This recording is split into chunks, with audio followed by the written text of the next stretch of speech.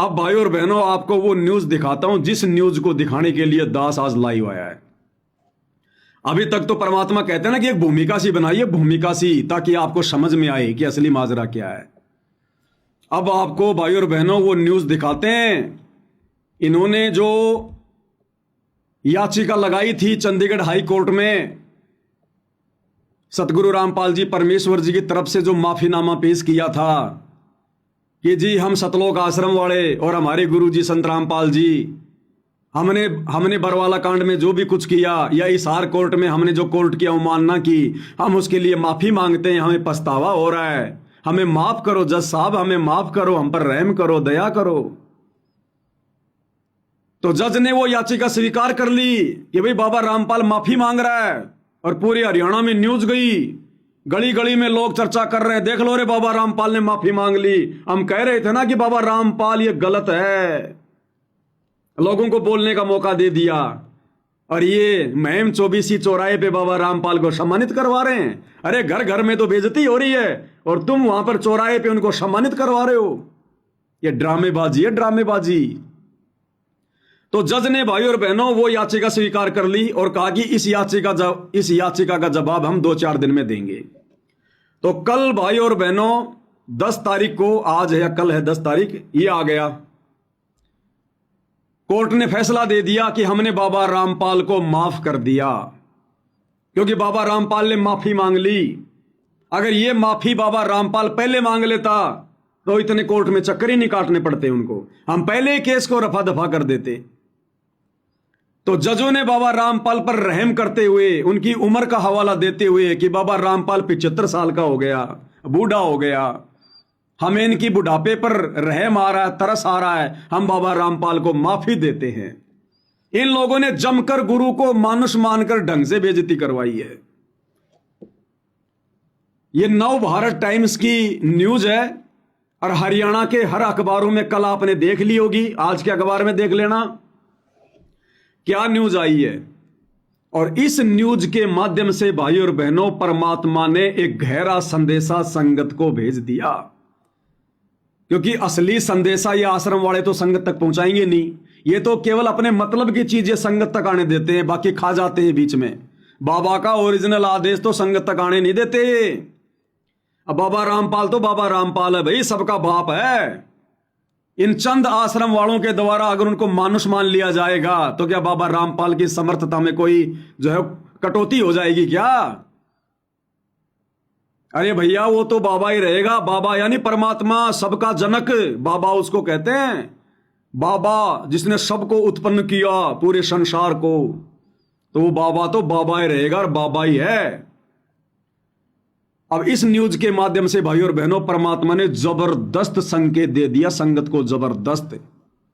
जो बातें दास ने वीडियो की शुरुआत में कही थी कि अब दया धर्म का खेल खत्म, वो डेडलाइन बाबा रामपाल ने समाप्त कर दी इस न्यूज के माध्यम से कि बच्चों अब आगे का समय, तुम जीवोगे या मरोगे, सफल होगे असफल होगे, अब ये तुम्हारी मर्यादाओं पर निर्भर करेगा। जैसी तुमने बीज डाला था भक्ति पर, वैसी फसल तुम काटोगे। अब अपने गुरु से कोई उम्मीद मत करना किसी प्रकार की, कोई भी। गुरु ने अपनी तरफ से आशीर्वाद देना बंद कर दिया। अब समय सीमा समाप्त हो चुकी है। जिस प्रकार एग्जाम का टाइम पूरा होने के बाद में घंटी बजा दी जाती है, सबकी आंसर शीट ले ली जाती है, फिर कोई कुछ नहीं लिख सकता। तो बाबा रामपाल ने अब वो समय सीमा समाप्त कर दी है। ये बातें आश्रम वाले संगत को नहीं बताते, लेकिन परमात्मा ने अखबार के माध्यम से संकेत कर दिया। संगत नहीं समझ पाई, परमात्मा ने अपने बच्चों पर दया करी और इस न्यूज को पढ़ते ही समझ लिया कि गुरु जी का क्या संदेशा है। तो दास आपको ये विस्तार से समझाएगा, आपको बाकी न्यूज भी दास बीच बीच में आपको पढ़ाएगा। मेन पॉइंट आपको मैं यहां दिखा दूंगा स्क्रीन पर। और ये जो न्यूज है, इस न्यूज की लिंक मैंने ऊपर टाइटल में डाल दिया, देख लेना भाई। इस वीडियो के ऊपर जो टाइटल है ना, उसके नीचे नीचे इसका लिंक दिया हुआ है। ये पूरी न्यूज देख लेना आप जी। दास आपको पढ़ा रहा है कि क्या कोई संदेशा बाबा रामपाल ने हिसार जेल से दे दिया है। अगर कोई समझ सके तो समझ जाना, नहीं तो दुर्गति तय है। तो सबसे पहले तो आपके सामने है नव भारत टाइम्स। हिसार जेल में बंद रामपाल ने 11 साल बाद पंजाब हरियाणा हाई कोर्ट से माफी मांगी। अब ये न्यूज हरियाणा में जा रही है। अरे क्या सोच रही होगी दुनिया, और तुम जयकारे लगवा रहे हो उन गांव वालों का पानी निकाल के झूठे, यो भगवान आ रहा है, यो भगवान आ रहा है, और इधर घर घर में बाबा रामपाल की तुम लोगों ने बेइज्जती करवा दी। हिसार जेल में बंद रामपाल ने 11 साल बाद पंजाब हरियाणा हाई कोर्ट से माफी मांगी। जानिए क्या था वह मामला। पंजाब हरियाणा हाई कोर्ट ने स्वयंभू धर्मगुरु संत रामपाल के खिलाफ अदालत की अवमानना का मामला बंद कर दिया। यानी हिसार की कोर्ट में एक न्यायालय की अवमानना का मुकदमा चल रहा था। जब गुरुजी हिसार की कोर्ट में गए थे 2014 में, तो इन आश्रम वालों ने वकीलों के साथ में झगड़ा कर दिया था। वकीलों ने मीटिंग करके और कोर्ट में अर्जी लगा दी। वो मुकदमा गुरुजी के ऊपर ठोक दिया गया, क्योंकि राष्ट्रीय समाज सेवा समिति के जो कमांडो थे, इन्होंने गुरुजी की सिक्योरिटी की जिम्मेदारी ले रखी थी। ये ठेकेदार बने हुए थे गुरुजी के बॉडीगार्ड। इन्होंने वकीलों के साथ में झगड़ा कर लिया और वहां मुकदमा लग गया। वो मुकदमा लग गया गुरुजी के ऊपर। तो कह रहे हैं कि 2014 में हुई हिंसा की घटनाओं के लिए अदालत से माफी मांगी है। नवंबर 2014 में रामपाल के सतलोक आश्रम में उनके अनुयायियों और हरियाणा पुलिस के जवानों के बीच हिंसक झड़पें हुई थी। आगे की न्यूज क्या दिखा रहा हूं आपको। पंजाब हरियाणा हाई कोर्ट ने स्वयंभू संत रामपाल के खिलाफ अवमानना की कार्रवाई बंद कर दी है। यह सब उनके माफी और न्यायालय कानून की गरिमा और न्यायिक व्यवस्था के प्रति पूर्ण सम्मान की बात कहने के बाद हुआ। यानी बाबा रामपाल ने कोर्ट में याचिका पेश करके माफी मांगी है कि जी मैं आगे से ऐसी गलती कभी जिंदगी में नहीं करूंगा, मेरे को माफ करो। हाई कोर्ट ने उनकी माफी स्वीकार की और उन्हें राहत दे दी। अगर रामपाल ने 11 साल पहले यह माफी मांगी होती तो शायद 2014 में उनकी गिरफ्तारी के दौरान उनके डेरा अनुयायियों की मौत नहीं होती। उन्हें हत्या के मुकदमे से बचाया जा सकता था और इस विवादास्पद व्यक्ति को वर्षों तक जेल में रहने से बचाया जा सकता था। हिसार जेल में आजीवन कारावास की सजा काट रहे रामपाल ने उन घटनाओं के लिए गहरा खेद व्यक्त किया जिनके कारण पहली बार अवमानना याचिका दायर की गई थी। हाई कोर्ट के सामने अपने हलफनामे में कहा कि उन्हें न्यायालय कानून की गरिमा और समग्र न्यायिक व्यवस्था के प्रति पूर्ण सम्मान है। रामपाल ने क्या कहा? रामपाल ने जोर देकर कहा कि न्यायपालिका के प्रति उनका कभी भी असम्मानजनक व्यवहार करने का इरादा नहीं था और वे अपने कार्यों और उनके परिणामों की पूरी जिम्मेदारी स्वीकार करते हैं। गुरुजी ने तो कोई गलती नहीं करी ना, फिर भी जबरदस्ती माफी कौन मांग रहे हैं? गुरुजी। जबरदस्ती गलती स्वीकार कौन कर रहे हैं? गुरुजी। क्यों? जो मैं पूत कपूत हूं बहुर पिता को लाज। अरे बेटा चाहे कितना भी निकम्मा क्यों ना जाए, अंत में बाप को ही नीची गर्दन करनी पड़ती है, माफी मांगनी पड़ती है। इन आश्रम वालों के कुकर्मों की, अपने परिवार के कुकर्मों की, इन कोऑर्डिनेटरों के कुकर्मों की जो बरवाड़ा कांड में इन्होंने किए, आज गुरुजी सरेआम दुनिया के सामने, कोर्ट के सामने माफी मांग रहे हैं। दुनिया के सामने हलफनामे में कहा गया है कि मैं दुर्भाग्यपूर्ण परिस्थितियों के लिए सचमुच पश्चाताप करता हूं।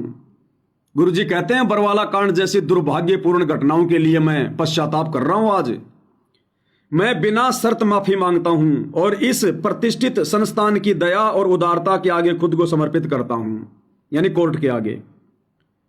अब आगे गुरुजी क्या कह रहे हैं? 11 सालों में आत्मचिंतन की कही बात, वो आपको दिखा देता हूं। बीच की न्यूज ये है जो मैं पढ़ रहा हूं, जिसका लिंक ऊपर दिया हुआ है, आप जी भी देख सकते हैं। आगे गुरुजी क्या कह रहे हैं? 11 सालों में आत्मचिंतन की कही बात। अब भाई और बहनों, ये बात दुनिया नहीं समझेगी। ये आत्मचिंतन क्या है, ये बात दुनिया के समझ में नहीं आएगी, क्योंकि दुनिया तो उनको एक कैदी मान रही है, एक मुजरिम मान रही है, एक साधारण सा संत मान रही है। ये बात उन भक्तों के समझ में आएगी जो गुरु को भगवान मान चुके हैं।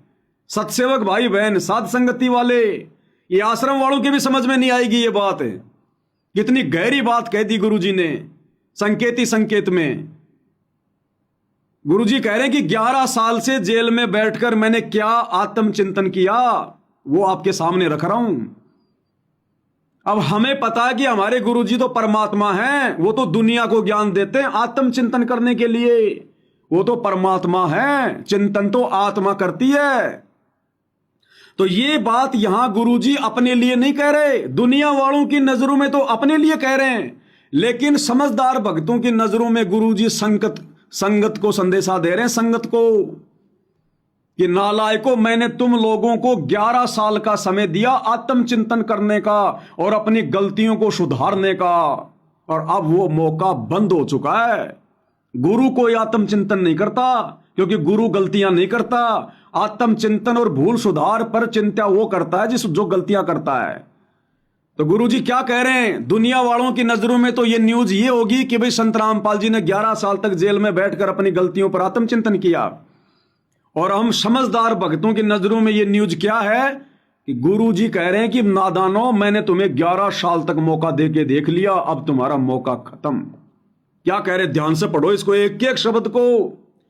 11 सालों में आत्मचिंतन की कही बात, यानी कोर्ट में गुरुजी ने क्या कहा अपनी याचिका में, क्योंकि परमात्मा ने संदेशा दिलवाना था। ये रामपाल ने जोर देकर कहा, रामपाल ने जोर देकर कहा कि हिरासत में यानी जेल में बिताए 11 सालों ने उन्हें आत्मचिंतन और सुधार का भरपूर अवसर दिया। यानी गुरुजी कह रहे हैं कि नादान संगत वालों, मैंने हिसार जेल में 11 साल बैठकर तुम संगत वालों को अपनी गलतियों को सुधारने का और आत्मचिंतन करने का कि हमसे क्या गलती हुई, गुरुजी हमसे नाराज होकर जेल क्यों गए, मैंने तुम्हें 11 साल का मौका दिया आत्मचिंतन का और भूल सुधार का अवसर भी दिया, कि ये आश्रम वाले, ये कोऑर्डिनेटर, मेरे परिवार वाले मेरे पैरों में गिड़गिड़ाकर माफी मांग ले जेल में आकर कि गुरुजी हमसे बरवाला कांड में गलती हो गई, हमने आपको कोर्ट में नहीं जाने दिया, हम आपके झूठे मेडिकल देते रहे, हमने वहां पर भक्तों का प्रशासन का झगड़ा करवा दिया, 5 भक्तों की हत्या हो गई गुरुजी, उन 5 भक्तों की हत्या में आपको डबल उम्र कैद की सजा हो गई। गुरुजी सबसे बड़े नीच तो हम हैं, हमारे कारण आप जेल में बैठे, हमें माफ करो दाता, आगे से गलती नहीं होगी। ये मौका दिया गुरुदेव भगवान ने। अरे वो सतगुरु कोई भूल नहीं करता जो भूल सुधार के ऊपर वो चिंतन करेगा, वो परमात्मा है, परमेश्वर है, ये संकेत समझना उनका। अपनी संगत को, इन कोऑर्डिनेटरों को, अपने कलयुगी परिवार को गुरुजी ने मौका दिया। क्या कह रहे हैं, रामपाल ने जोर देकर कहा कि हिरासत में बिताए 11 सालों ने उन्हें आत्मचिंतन और सुधार का भरपूर अवसर दिया, लेकिन इन लोगों ने आत्मचिंतन नहीं किया। किसी भी भगत ने जो इन आश्रमों से जुड़ा है, कोऑर्डिनेटर, गुरुजी का परिवार, अपनी गलतियों के लिए, भूल सुधार के लिए गुरुजी से माफी नहीं मांगी और बड़ी बड़ी गलतियां कर डाली इन्होंने। रामपाल ने जोर देकर कहा कि हिरासत में बिताए 11 सालों ने उन्हें आत्मचिंतन और सुधार का भरपूर अवसर दिया। उन्होंने इन वर्षों के दौरान अपने अच्छे आचरण को सुधार और सुधार के अपने ईमानदार प्रयास का प्रतिबिंब बताया।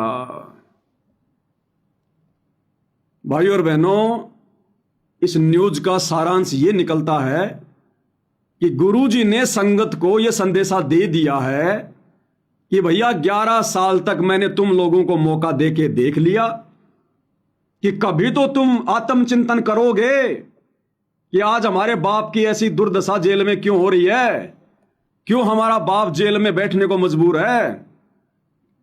और इसीलिए गुरुजी बार बार जमानत लगाने के बावजूद भी जज में प्रेरणा करके अपनी जमानत को कैंसिल करवा रहे थे कि ये आत्माएं सुधर जाएं, इनको अपनी गलतियों का आभास हो जाए, ये नाक रगड़ रगड़ के माफी मांग लें और खुद भी गलतियां करने से बचे, नादान संगत से भी गलतियां ना करवाएं।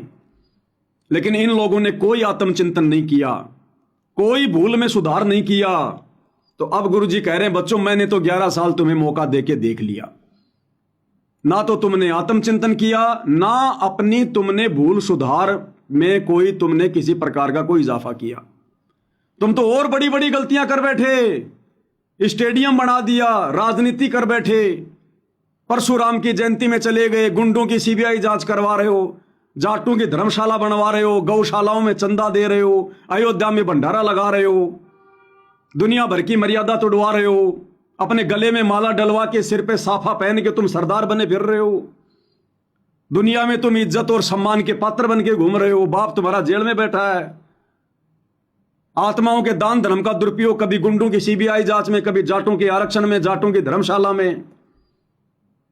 तो गुरु ने डेडलाइन दे दी, समाप्त कर दी समय सीमा कि भैया 11 साल हो गई, मैंने बहुत कर दिया, अब मेरी तरफ से मौका खत्म। अब सत्सेवक भाई बहन भी ध्यान से सुन लें भाई, अब गुरु जी अपनी तरफ से कोई मदद नहीं करेंगे। अपनी तरफ से गुरुजी ना तो आश्रम वालों की अब आगे कोई मदद करेंगे। आज के बाद जब से आपको ये संदेशा मिल रहा है, गुरुजी ने अपने हाथ बांध लिए, क्लियर कर दिया कि चाहे सत्सेवक हो चाहे आश्रम वाले हो, अपनी तरफ से अब वे कोई किसी को राहत नहीं देंगे। किसी का अच्छा जीवन होगा, कोई बचेगा, कोई सुख में रहेगा तो उसके अपने संस्कार, जैसी उसने भक्ति करी है, जैसे उसने अच्छे कर्म किए हैं, जैसी उसने मर्यादा निभाई है।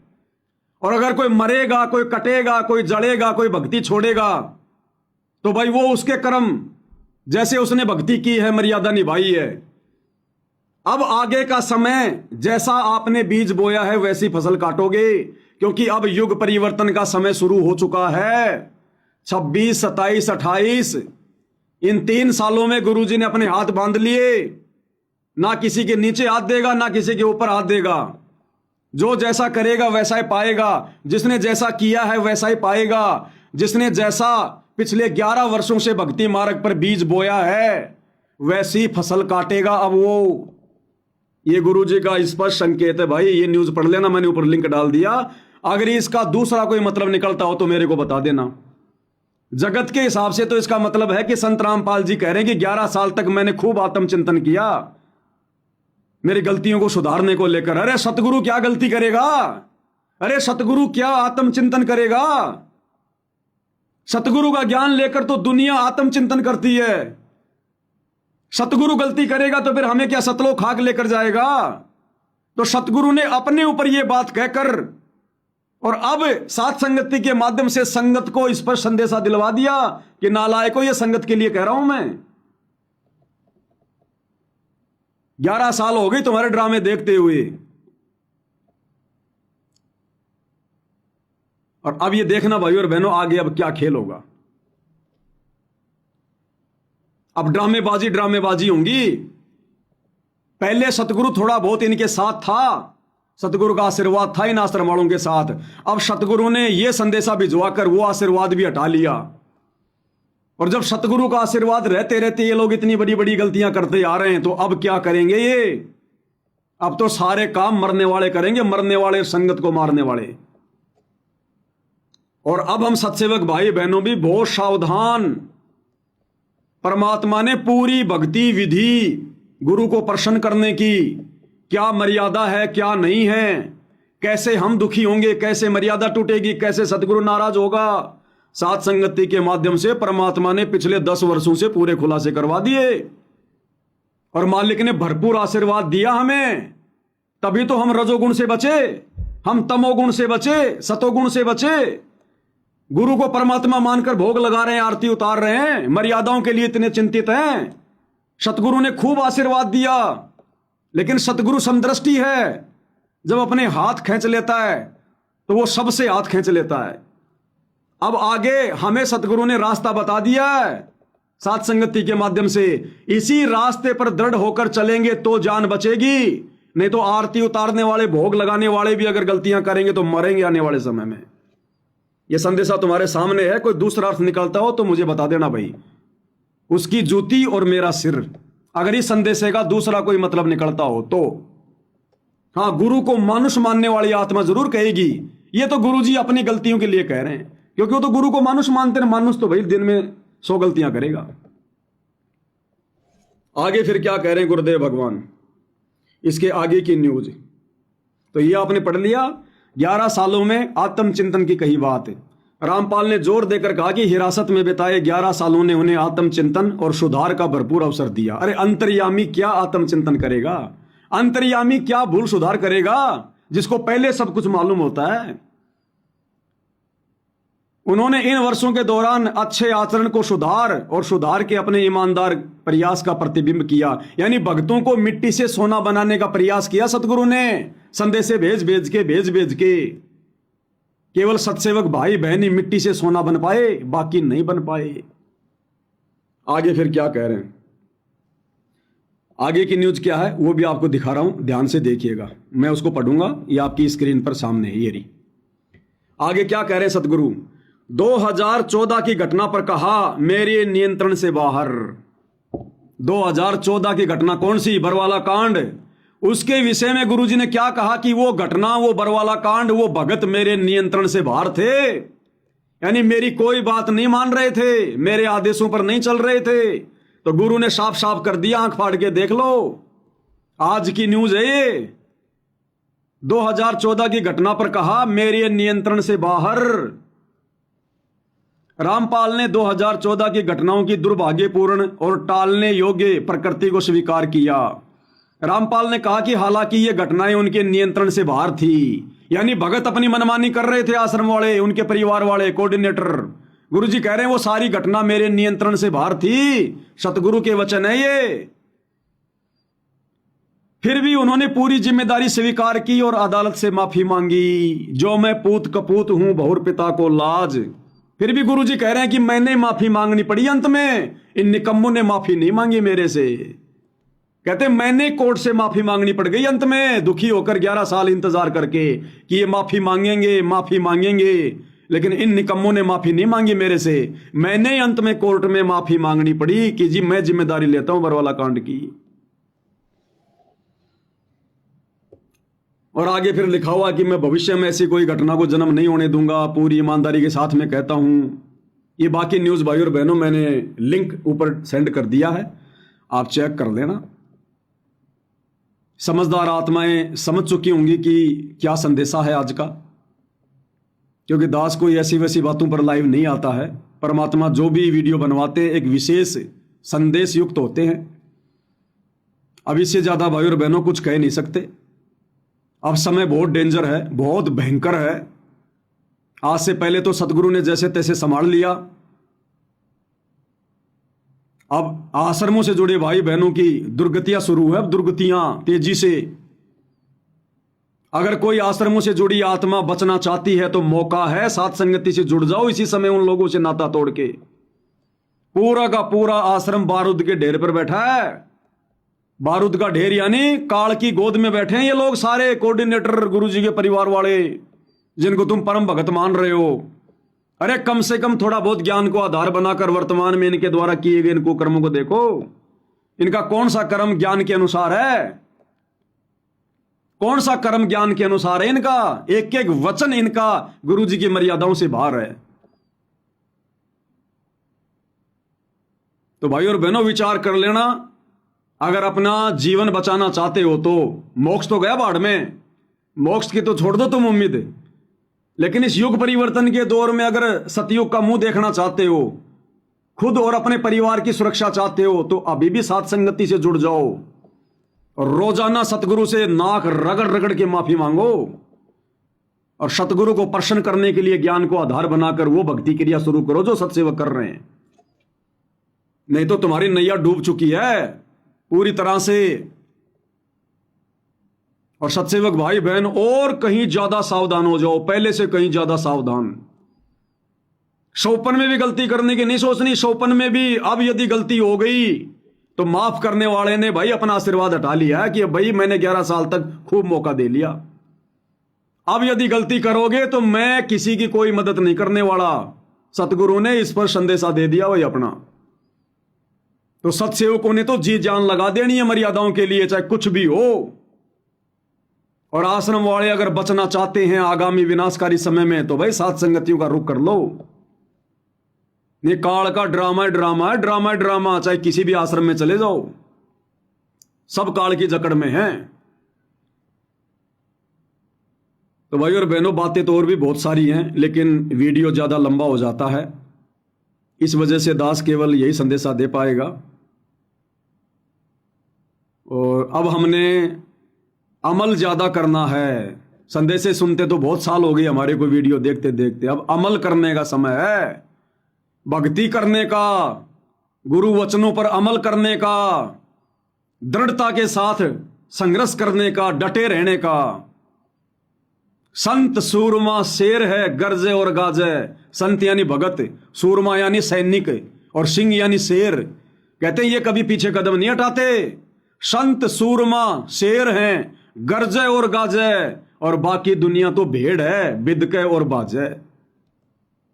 तो परमेश्वर ने हमें संत बनाया है, हमारे अंदर सूरमा के लक्षण दिए गुरुदेव ने कि लख भर सूरा जूझ ही लख भर सावंत दे, और लख भर यति जहान में तब सतगुरु अपनी शरण में ले। तो सतगुरु ने हमें ऐसे अपनी शरण में लिया है, लाखों सूरमाओं के जन्म हमने भोग लिए। तो अब अपनी वो सूरवीरता दिखाने का समय आ गया। भक्ति मार्ग पर सूरवीरता दिखाने का मतलब कोई मार काट लड़ाई झगड़ा नहीं है। संघर्ष करना, लोगों के ताने सहना, लोगों की गालियां सहन करना, लोगों की मार पिटाई सहन करना, हर प्रकार की परेशानियों को सहन करना, और अपने गुरु पर दृढ़ विश्वास करके भक्ति मार्ग पर दृढ़ रहना। वो हर एक को देख रहा, हर एक को। चीटी पायल बाजे पैर साहिब सुनता है सब लहर। हम भगत तो छोड़ो, वो चीटी को भी देखता है कि ये क्या क्या कर रही है, कब इसके जीवन में कष्ट आएगा, कब सुख आएगा। वो चीटी की भी रक्षा करता है जिनकी गिनती नहीं है, सूक्ष्म जीवों की भी। हर एक को अपनी नजर में रखता है। वो अनंत कोटि कलाओं का स्वामी है। हमारी सोच बुद्धि और इन कल्पनाओं से बाहर है उसकी शक्तियां। जिस प्रकार भाई और बहनों नीचे 100 आदमी खड़े हैं, नीचे 100 आदमी खड़े हैं। अब वो 100 आदमी जो नीचे खड़े हैं वो हर एक की तरफ ध्यान नहीं दे सकते कौन क्या कर रहा है।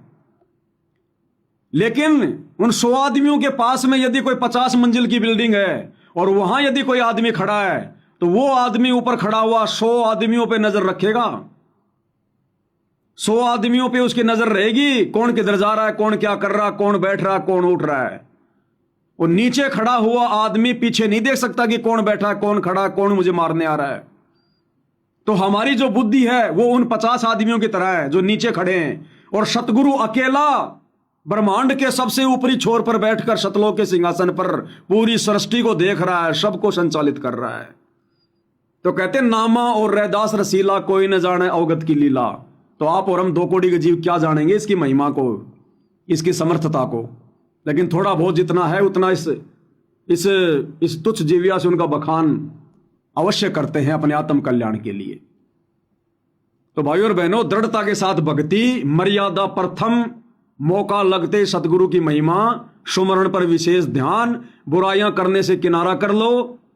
लड़ाई झगड़ा मान बढ़ाई अहंकार भगत की फितरत में नहीं होना चाहिए, और टारगेट केवल अपना मोक्ष। अगर आगामी विनाशकारी समय में अपना बचाव चाहते हैं तो अब भाई सावधानी हटी, दुर्घटना घटी, क्योंकि सतगुरु ने अपने हाथ पीछे खींच लिए। ये शब्द कहकर, ये वाले शब्द 11 सालों में आत्मचिंतन की कही बात। रामपाल ने जोर देकर कहा कि हिरासत में बिताए 11 सालों ने उन्हें आत्मचिंतन और सुधार का भरपूर अवसर दिया। उनको नहीं, हम संगत वालों को दिया सतगुरु ने। और ये आश्रम वाले अपनी हरकतों से फिर भी बाज नहीं आ रहे। तो भाई और बहनों, इनके साथ में क्या बीतेगी, क्या बनेगी, इनके कर्म। अब हम सत्सेवकों ने क्या करना है देख लेना भाई। ठीक है, सतगुरु की महिमा तो करते रहेंगे, लाइव तो आते रहेंगे, वीडियो तो बनाते रहेंगे, लेकिन भाई और बहनों अब वही होगा जो जिसके संस्कार में होगा। अब सतगुरु ने सबके गले में बंधे हुए रस्से छोड़ दिए, अपने सभी उन कुत्तों को परमात्मा ने छोड़ दिया कि जाओ भाई मेरी तरफ से तुम फ्री हो। अब जिसको मैंने जैसी खुराक खाई है वो उतनी पहलवानी करेगा। तो भाई देख लेना। अब अगर बचने का तरीका है तो मर्यादा और भक्ति, मर्यादा और भक्ति, सतगुरु की तरफ मत देखना। अब हाँ, सतगुरु से तो प्रार्थना करते रहो, विनती करते रहो। जो उनके विधि विधान में रहकर भक्ति करेगा उन पर तो सतगुरु नजर बना के रखेगा। बाकी भाई बकवादियों का कहीं ठोर ठिकाना नहीं है कहीं भी।